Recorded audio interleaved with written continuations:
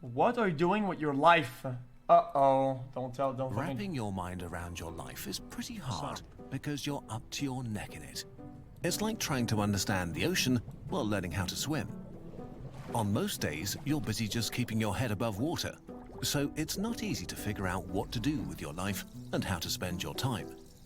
There are a million distractions: your family, friends and romantic partners, boring work, and exciting projects, video games to play, and books to read. Wait, and then there's... wait, chat. Guys, I'm really not the woke type, okay? But I think 2 days ago I was in the shower, and I was thinking, how was everything made? I know it sounds really dumb, right? And then I was like, dude, for everything to be something, it had to be something at some point, right? And it's like, oh yeah, but I'm done. I'll just watch the video. What? I just felt really weird, because then I was like, dude, if there was nothing and then there was something, well, the something has to be somewhere, right? And then, dude, I was like, it made me feel weird. With your life I felt weird for a minute. Time. There are a million distractions: your family, friends and romantic partners, boring work, and exciting projects, video games to play, and books to read. And then there's your couch that somebody needs to lie on. It's easy to get lost. So let's take a step back and look at your life from the outside. Okay, I need this. Thanks, man.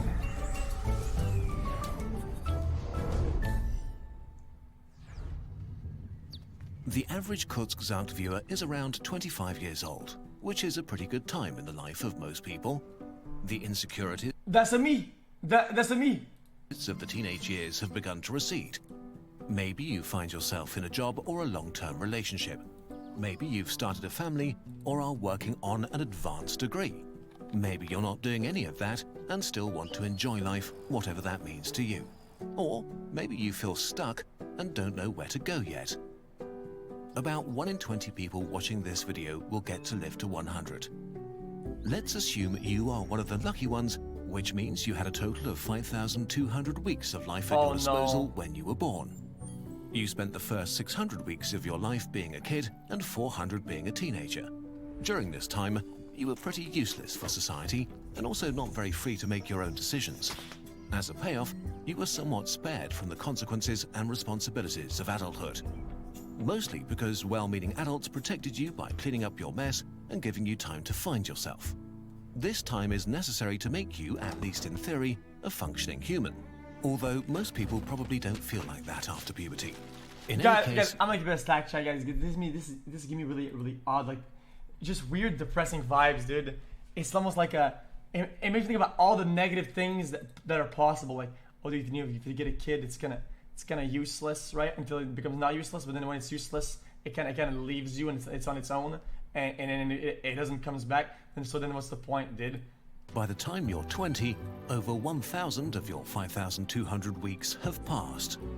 Depending on what you aspire to, at this point you're either working already or have entered further education.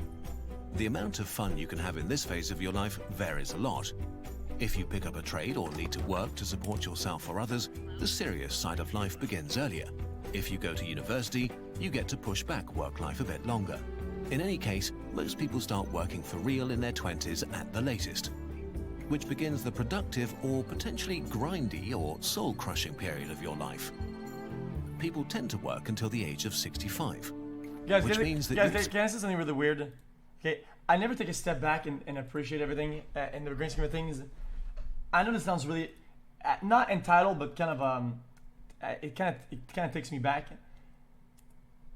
I feel it because of streaming and whatever, and because of everything. I'm really lucky and really blessed, whatever. That I'm not to say black and white. I might not see any of the table parts. You could cut the whole thing out. And I'm just really lucky. I'm really thankful of that. Age of 65. Which means that you'll spend at least 2,000 weeks of your life with serious adult work, hopefully in a job that makes you feel good and appreciated, or that makes the world better. This is such an important thing that we'll look at work and how you can try to find a satisfying career in another video. This is the main block of life for most people, the time when you might have kids and travel a bit, and climb the career ladder, and build a house, may get divorced and fall in love again. In this phase, you transition from being young to middle-aged to old. Not old, but the young old of your 60s. At 65, you've used up 3,400 of your 5,200 weeks. The last phase of your life begins. If you've managed to acquire enough wealth to retire, in theory, you're now free to do whatever you like for up to 1,800 weeks. But then you're too old to do it. This is not how it works for the majority of you watching this video. 19 out of 20 people will not live to 100. The average lifespan in the US is 79. In Germany, it's 81. In Japan, 84. In Brazil, it's 75. If you die at age 80, which is still not bad, you only have 780 weeks of freedom after you retire. That's roughly as many weeks of freedom as an old person as you spent as a child. Unfortunately, you know what sucks though? I hate to say it, chat. I don't want to make this more depressing than it already is, but this is already past us. If you think about it, you can look forward as much as you want to this part, but this part is already behind you. It's that one. And as a child. Unfortunately, disease and the tiredness of age trip you up here, because with old age, the human body begins to decline sharply. For example, the vast majority of cancer-related deaths occur in people over 70. If you bet all your fun cards on being free and happy in your retirement, you might be bitterly disappointed. And all of this is still assuming things work out and you even get to grow old.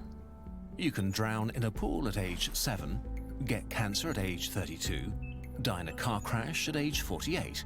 You can fall from a ladder at age 60.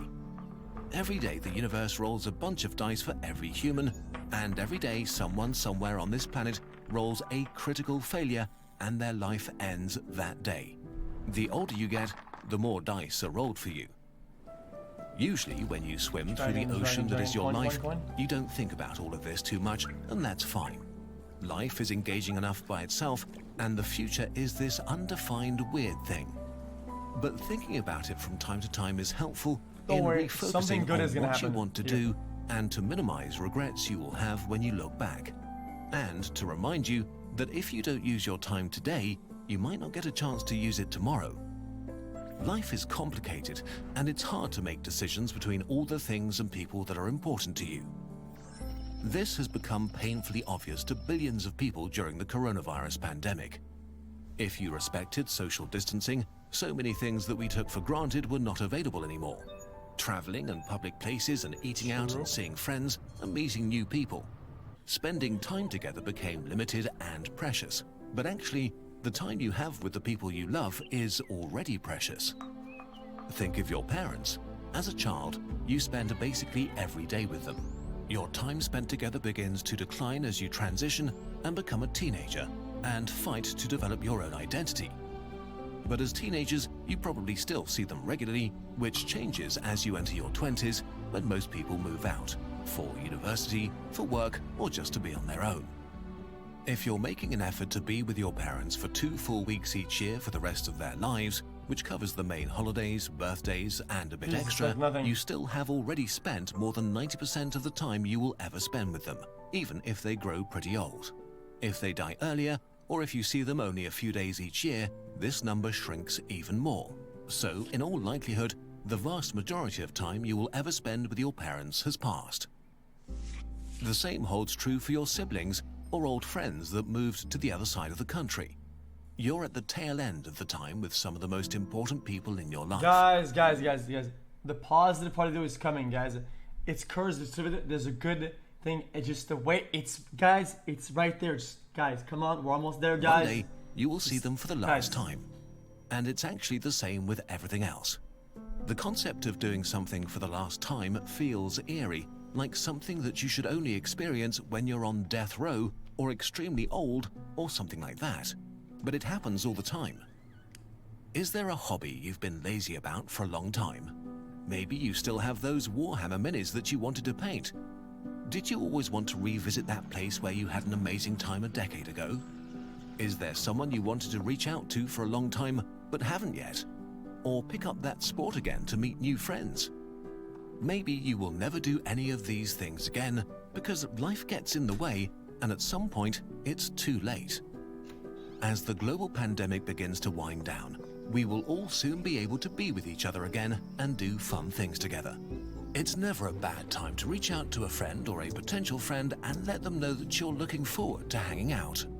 But no matter when you're watching this, our life is an incredible gift, and there are so many fun, engaging, and fulfilling things to do. And you get to decide what and who matters to you. Right. But what matters the most is that you actually make decisions from time to time. Oh, hell yeah, that's true. This video was based on and inspired by an Are you article kidding by me? our friend Tim Urban of Wait But Why. Dude, 8 minutes of pure depressed thoughts and sadness realization and fucking 8 words of encouragement, dude. Actually make decisions from time to time. And that's it. And then it just ends. This video was based on and inspired by an article by our friend Tim Urban of Wait But Why, the best blog on the internet. Be sure to check it out to get Guys, more new perspectives on things. This is my take on this, okay? Also, if you want a reminder about the things we still... I just think if you compartmentalize things too much in blocks, whatever, it kind of loses it. You kind of lose it. I feel like if you're lucky enough and you make right decisions, you can kind of fuse those blocks, whatever, together, right? And you can have the whole vibe. You can have instead of being blocks and blocks and blocks, whatever. Like if you really like what you do, like super hard, and it's like a hobby, then you're still learning as a person. You're kind of, doesn't have to be, oh, that's the good block. Oh, that's the trash block. Oh, that's the depressing block. Oh, this is the trash ass I'm dying block. Like, it can be a more fused overall experience. Even if it's just for the day. Joy, your stay. Outside the sun is shining.